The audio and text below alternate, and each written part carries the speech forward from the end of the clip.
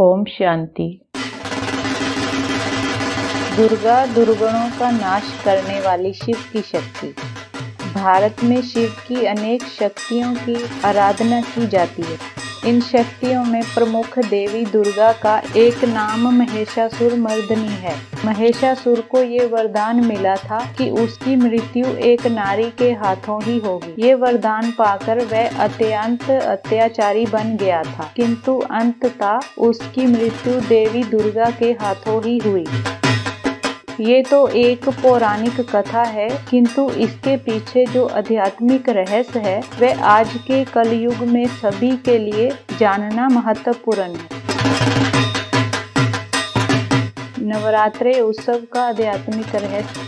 वास्तव में 5000 वर्ष के चतुर्युगी मनुष्य सृष्टि के चक्र की आदि में अर्थात सतयुग और त्रेता युग में सभी स्त्री पुरुष देवी देवता थे। नारियों को समान अधिकार तथा सम्मान प्राप्त था, जिसका यादगार है अर्धनारीश्वर की मूर्ति। वहाँ ऐसे कोई भी असुर नहीं थे जिसका शास्त्रों में वर्णन है। द्वापर युग में जब देवी देवताएं वाम मार्ग का अनुसरण करके पतित बन जाते हैं, तब पहले शिव तथा शक्ति का यादगार शिवलिंग की रूप में पूजा होती है तथा बाद में देवी देवताओं की युगल रूप में पूजा होती है। फिर कलयुग में भक्ति के विस्तार के साथ ही देवताओं की अलग और देवियों की अलग पूजा भी होने लगी और कलयुग के अंत में भक्ति भी अधिकतर आडंबर पूर्ण, व्यभिचारी और तमोप्रधान हो जाती है। सभी मनुष्य पतित विकारी बन जाते हैं। उनमें भी विशेषकर पुरुष अधिक देहाभिमानी बन जाते हैं। जैसे महिषासुर। महिष का अर्थ होता है भैंस, काला भैंस। रावण दुर्योधन दुशासन की प्रवृत्ति वाले पुरुषों का प्रतीक है।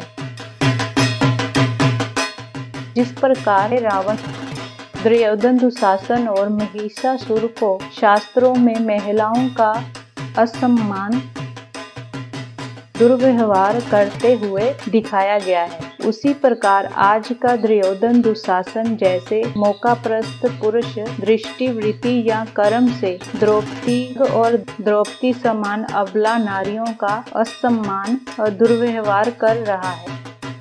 जब सभी धर्म पिताओं, धर्म गुरुओं द्वारा पतित दुनिया को पावन बनाने के प्रयास विफल हो जाते हैं, तब स्वयं परम पिता परमात्मा शिव को धरती पर आना पड़ता है।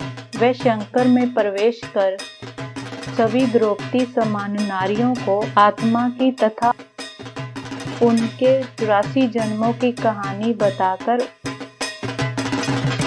उनके शक्ति स्वरूप की अनुभूति कराते हैं, जिससे अबला नारी सबला बन शिव शक्ति या दुर्गा बन जाती है। दुर्गा अर्थात दुर्गुणों का नाश करने वाली बन जाती है। जिस प्रकार महादेव शंकर को कामदेव को भस्म करते हुए दिखाया जाता है, उसी प्रकार शिव की शक्तियां भी आत्मज्ञान के तीसरे नेत्र के द्वारा महिषासुर जैसे पुरुषों की दुष्ट एवं कामी प्रवृत्ति को समाप्त कर सकती है।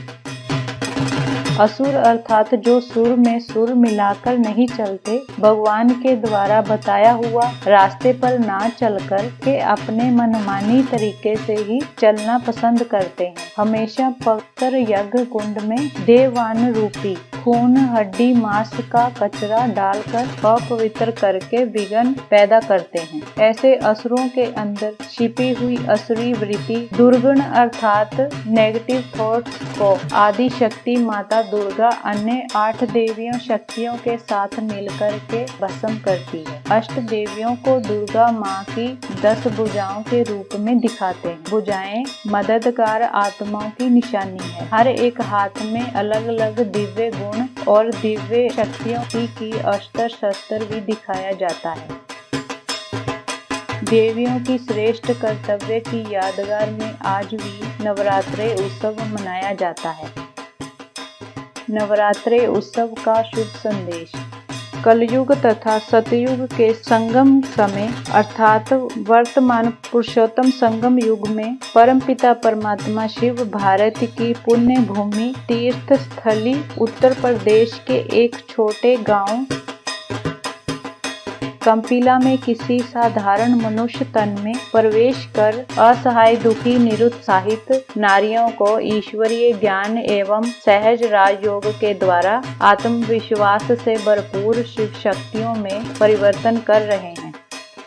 और ये ज्ञान केवल स्त्रियों के लिए नहीं है, क्योंकि आत्मा का तो कोई लिंग होता ही नहीं है। इसीलिए यदि दुर्योधन दुशासन की प्रवृत्ति वाले पुरुष भी अपनी विकारी वृत्ति को त्याग कर आत्मा अनुभूति करते हैं, तो वह भी पांडवों के समान परमात्म कार्य में सहयोग कर सकते हैं। इसीलिए परमात्मा शिव के इस ईश्वरीय परिवार को शिव शक्ति पांडव सेना भी कहा जाता है, जो कि स्थूल हिंसा के साथ साथ काम विकार की हिंसा का भी त्याग कर दिव्य गुणों और शक्तियों के अस्त्र शस्त्र से पहले विकार पर और बाद में सारी दुनिया पर विजय पाते हैं।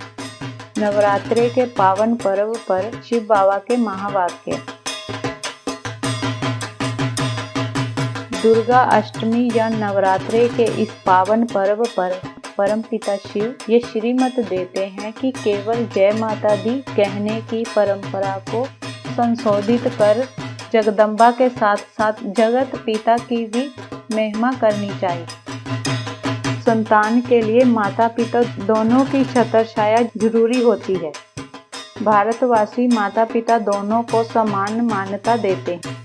सिंगल देवियों की पूजा करने वाले रावण संप्रदाय कहे गए, क्योंकि असुरी प्रवृत्ति वाले रावण सीता माता को मर्यादा पुरुषोत्तम राम से अलग करके चोरी करके अकेली सीता माता को अधीन बनाना चाहते थे, जो कायदे कानून और मर्यादा के संपूर्ण विपरीत है। भारत में प्रवृत्ति मार्ग को शुभ माना जाता है। हर धार्मिक अनुष्ठान युगलों द्वारा ही संपन्न होते हैं। अधिकतर देवी देवताओं की युगल रूप में पूजा होती है, जिसे सतो प्रधान भक्ति माना जाता है। इसीलिए उसी परंपरा को पुण्य कायम करते हुए जगदम्बा और जगत पिता के रूप में आए परम पिता परमात्मा शिव को पहचान कर उनसे अविनाशी सुख शांति का वर्षा पाना चाहिए। भारत में पूजे जाने वाले सभी देवी देवताओं में सिर्फ महादेव, शंकर और माता पार्वती ही ऐसे हैं जिनकी परिवार समेत पूजा होती है। बाकी किसी देवताओं की परिवार समेत पूजा नहीं होती। माता को संतुष्ट करते समय विश्व कल्याणकारी पिता शिव शंकर भोलेनाथ को ना भूलें। इसीलिए बंगाल में दुर्गा माता की प्रतिमा के पीछे महादेव की चित्र जरूर देखने को मिलता है। शिव शक्ति सेना के बारे में शिव बाबा का महावाक्य। शक्तियों का विशेष गुण निर्भयता का गाया हुआ है। वह अपने में अनुभव करती हो। निर्भय सिर्फ कोई मनुष्य आत्मा से नहीं, लेकिन माया के वार से भी निर्भय। जो माया से घबराने वाली नहीं, उसको शक्ति कहा जाता है। माया से डरती तो नहीं हो। जो डरता है वह हार खाता है। जो निर्भय होता है उससे माया खुद भयभीत होती है, क्योंकि भय के कारण शक्ति खो जाती है और समझ भी खो जाती है। वैसे भी जब किसी से भय होता है तो होशो-हवास गुम हो जाते हैं। जो समझ होती है वह भी गुम हो जाती है। तो यहाँ भी जो माया क्या है? अपने अंदर की कमी और कमजोरी को ही माया कहा जाता है। माया अर्थात माँ प्लस आया, माँ माना नहीं, आया माना आया, आया ना होता तो अच्छा था, अर्थात माया ना आया होता तो अच्छा था। इसीलिए यहाँ भी जो माया से घबराते हैं उनकी माया से समझ खो जाती है कि वह माया को जीत नहीं सकते। तो जैसा नाम है निर्भयता, प्रैक्टिकल में शक्ति सेना। तो जब शक्तिपन की विशेषता दिखाई दे तब कहेंगे शक्ति। किसी भी प्रकार का भय है तो उसे शक्ति नहीं कहेंगे। अबला जो होती है वे अधिकारी नहीं होती। आप तो अधिकारी हो ना, भय के कारण अधीन तो नहीं हो जाएंगी। अव्यक्त वाणी है 24/10/75। ओम शांति।